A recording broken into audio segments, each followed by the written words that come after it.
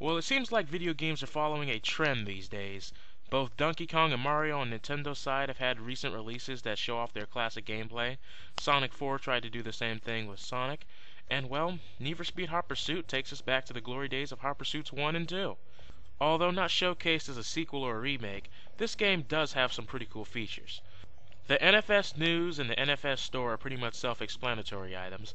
However, the Autolog feature is something that I like because it keeps you up to date on what your friends are doing in the game. The online racing is pretty much what you'd expect it to be. Pursuits and races online. The wall is pretty much where you can upload photos and pretty much have these little edging on conversations with your friends. Kind of like a miniature Facebook. But let's get into the gameplay, shall we? Well, don't be intimidated by the career mode. There's not too much to it. But it's a nice little hub world map, and orange races indicate street races where you are the street racer, and blue, well, obviously enough, if orange is street racing, you are now doing pursuits. And there's a variety of objectives for each. For example, cops, they will either have to bust a racer, dodge obstacles, get to the roadblock just in the nick of time to stop the racer, and the list goes on from there. Now, the way they did the presentation of this game, as you can see, is a nice interface, but a nice attention to detail that I like is, well, you're about to hear it in a few seconds. Let's listen in. Originating from the pits of Le Mans after a 16th overall victory, the engineers went on to develop a concept to show what was technologically feasible. 1,270 handcrafted units were built because exclusivity occasionally needs a limit. Underpinning the Carrera GT is a self-supporting carbon fiber body which can handle 603 bhp and a speed of 201 miles per hour while remaining incredibly light. The Carrera GT is lighter than the current lightest Porsche available. The world's best-selling high-performance car of 2006 is instantly recognizable as a Porsche. The typical Porsche front includes 3 air intakes, which identify the commitment to managing airflow in the overall design. The engine cover is a beautifully crafted twin-power dome of cross-drilled stainless steel. Now, no, you don't have to listen to it if you don't like that type of stuff, but being the car nut that I am, I enjoyed it. But sorry to keep you waiting, it is time for the gameplay. Now, once again, we're back to straightforward presentation. They tell you your objectives, how to get the gold medal, silver, and bronze, and everything's pretty straightforward, telling you how to do it. Each race or pursuit opens up with this nice little, somewhat dramatic cutscene of your car streaking down the highway, giving you somewhat of a rolling start, which I think is a pretty cool feature rather than this stereotypical 3, 2, 1, go action you see nowadays. Now, something that is new to the series that they haven't done before, but you've probably seen in the Burnout series, is when you hit something that wrecks you, you get a little cinematic as you're about to see here. Yeah, your car spins out, flips, does all these crazy things, only to respawn you back on the road. And yes, your car will have noticeable damage. Now, in a lot of racing games, to take a picture of your car on the road, it was a huge hassle. You had to pause the game, meaning you couldn't do it online. However, this game does rectify that by either pushing the right stick inward, whether it's R3 or the right stick on the 360 controller, you can take a snapshot of your car. And by rotating the right analog stick, you can see all around your car 360 degrees. As for races, they're pretty straightforward. Get first place, or as you can see what I'm doing now, trying to beat the hot lap time. And that's about as far as it goes for now.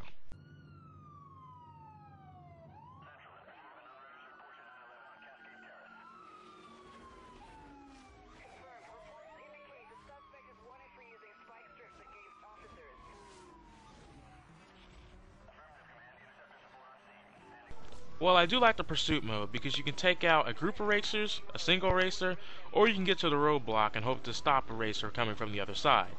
Now, that's all cool and all, fun and games, but the main objective of pursuits is, well, shut down all the racers as fast as possible. But be warned, as you just saw, the racers are also armed with spike strips and pretty much everything you have. Now, this may be needless to say, but you cannot spam these moves. After you use one, there's a little bit of recharge time that you have to undergo before you can use it again. Each car will have a health bar hovering overhead so you can see the structural integrity of the car. Online, this is a very fun mode for you can use communicational skills in order to help your buddies out on either side of the law. And well, when push comes to shove, using your electromagnetic pulse, using your roadblocks, and using all the equipment given to you, you can easily take down any racer at any time.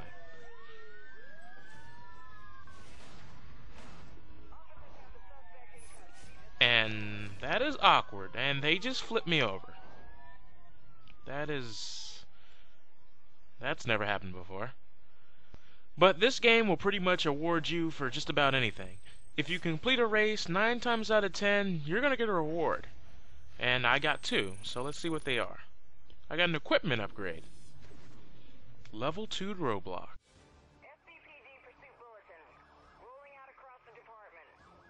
Ford Shelby Interceptor have been introduced to add more muscle to your roadblocks. Roadblocks of the SCPD in association with Ford.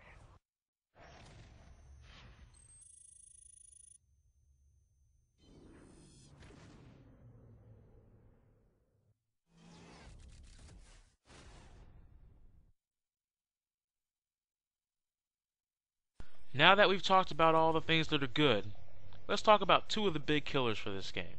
Now don't get me wrong, I love this game almost to death, but it does have its flaws.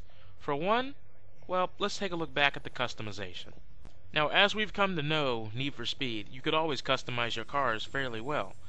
But in this game, nope, all you get is a color slider, and you don't even get to pick the color.